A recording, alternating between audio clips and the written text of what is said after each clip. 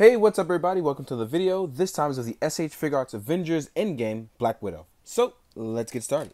As always, thank you guys for watching. I appreciate it very much. This will be a spoiler-free review. There are things that I know because I've seen the movie, but I'm trying to be respectful of those who haven't seen.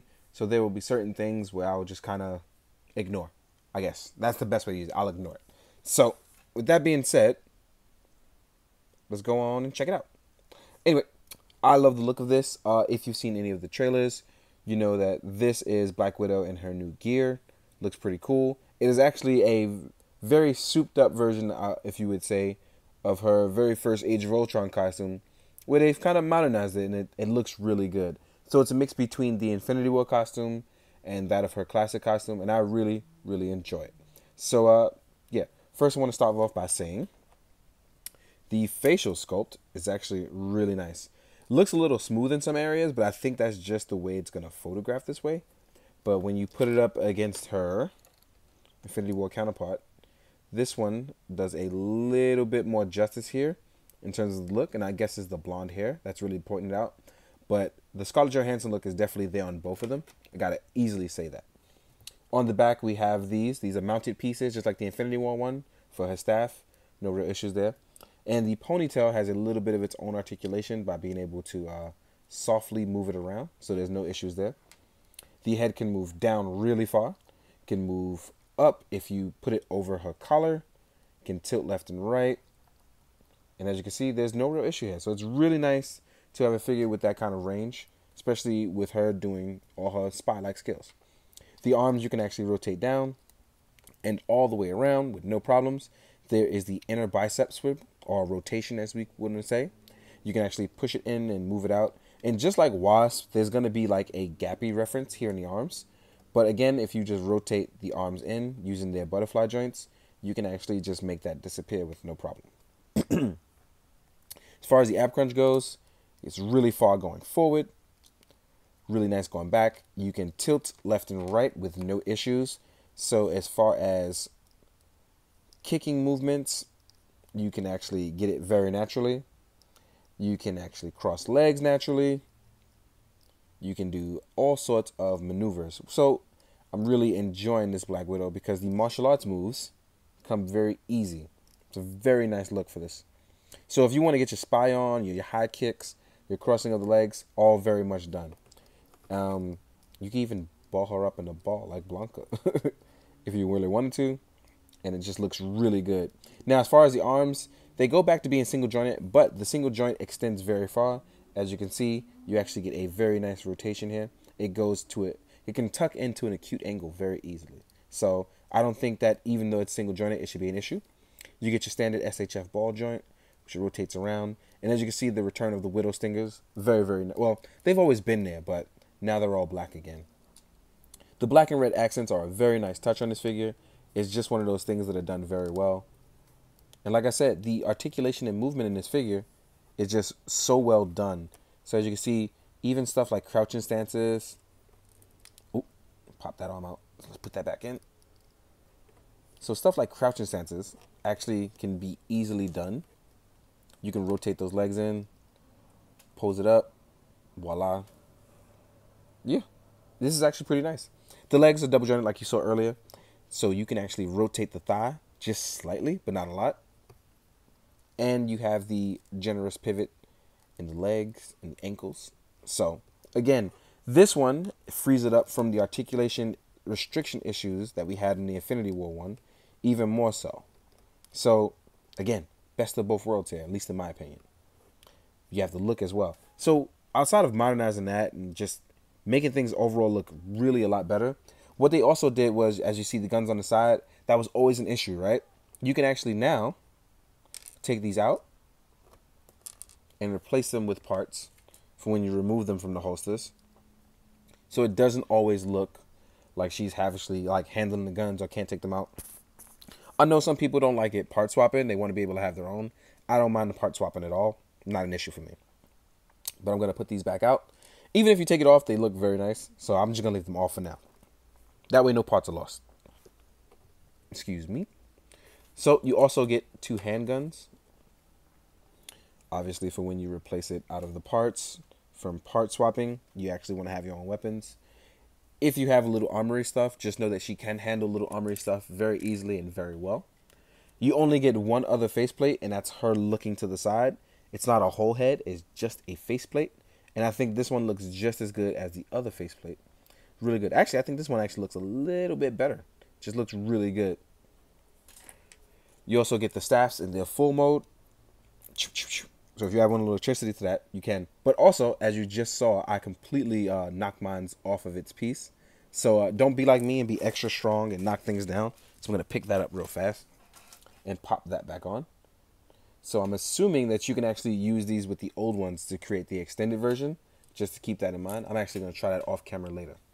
And as far as hands go, you get open palms when you touch the floor in a 3-point stance.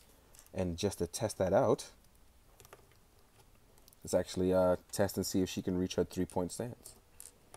So technically, yes, she can. So you can actually technically reach her 3-point stance. But it's one of those things where the head articulation is kind of bunched in the way by its ponytail. And I just kind of knocked her peg out. So let me just fix that. There we go. This neck articulation is crazy. It reaches really far down. It extends really, really far down. Did not expect that from this. Oh, I'm going to have to take this faceplate off. So, sorry about this. So let's do this on camera and make it happen. There we go. Pop that in and pop this faceplate back on.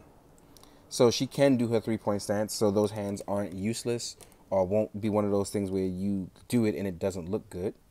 So I'll make sure in photos, I make it look good as a 3-point lander, right? Then you also get normal open palms, which shouldn't be an issue because it's Black Widow. Sometimes you want to have some relaxed open palms. You get hands for holding the staffs. These can also be used for riding 1/12 scale bikes if you have any. Keep those in mind. And then you get hands for holding guns. Now, one of the things I want to point out is for the holstered version, there is no slit there. But you can make it look as if she is going to take them out from her hip, as you can see right here.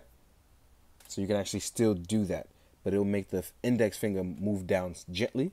So keep that in mind. Whereas on the actual holstered version, they fit on the gun perfectly.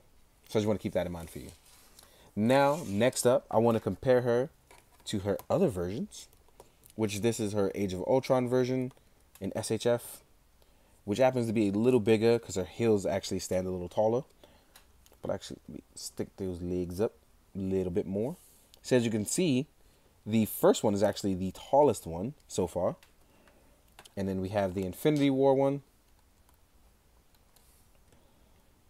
And now we have all three looking really good. And we can see that the one right now is actually technically the smallest one.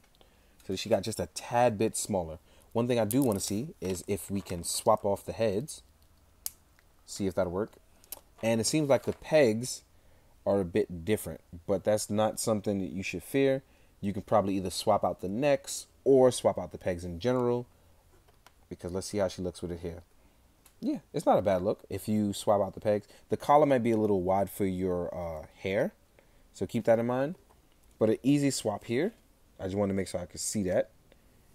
And it doesn't look that bad either. So now you can have a Black Widow 2, Yelena Bovinov. So then you have a second one, right? If you want to do something cool like that. Let me pop this back in. And then we're going to talk about her in size comparison with other stuff. So one thing I do want to point out is her neck peg is a little frustrating if it pops out. Because the neck piece is very strong and resistant. So please keep that in mind. But all in all, this is a very nice piece, and I want to do a lot of cool spy-like photos with it. Especially after seeing Cyridos's spy photos very recently with his Black Widow stuff. If you're missing out, you should definitely check out his stuff as well. Really nice guy. Does amazing photos. So real quick, let's get her sized up with a bunch of other figures that are both in SHF and with other lines. Here she is next to Ant-Man from Endgame, who I want to start off with her next to him, because he's also released. And you can see that Ant-Man's only a bit taller than her. Not too much though. Not crazy. But just enough to make you go, he's a bit taller. Here she is next to a Marvel Legends Okoye. Hopefully we'll forever get an SHF one, but we Till then, we just have to settle for a Marvel Legends Build-A-Figure. She's actually a tad bit taller than, well, actually, she's significantly taller than Black Widow. But I think if you're going to do photos with them together, you can possibly make it work. Next up, let's compare her to a SHF War Machine, who you know is also in a lot of the movies. So these two actually look really good together with no issues. Here she is next to Cap from Infinity War. He has a custom head. I got it from eBay. So these actually look really good scale-wise together. These are actually really, really good. Here she is next to Infinity War Thor. Nice, that looks good. And then the last of the movie stuff that I'm going to compare is with Iron Man. So she actually looks with this guy. Actually, I got one more after this. I'm going to do the Hulk, because the Hulk kind of towers. So here she is next to Iron Man. And again, I like these scales a lot. I like it a lot. So here she is next to Hulk. So voila. As you can see, Hulk doesn't even fit in the frame, right? So let's take this all away. And now we're going to do it with some other lines and mix it up a bit. Here she is next to a Marvel Legends Spider-Man. Then we have a Mezco Blade. So she is actually very tiny compared to the Mezco stuff, like significantly. Like she only goes up to his chest. But it's like that. Some people, size-wise, some people are just really tall and others are not. Here she is next to an Articulated Icons Ninja, should you ever want to get your ninja on. Next to Kamen Rider Kuga. Right? Let's mix it up with the bad boy. And then we have a 1000 toy synthetic human. And just because I've been watching some Anthony Mackie interviews, I'm going to throw in Falcon last minute. Imagine him saying, cut the check. And actually, Falcon's actually a really good hype with these guys as well as her. In the meantime, guys, I hope you enjoyed this. I hope you enjoyed the movie as well. Hope you enjoyed this spoiler-free review. And as always, I hope you do good, be good, drink your water. Later.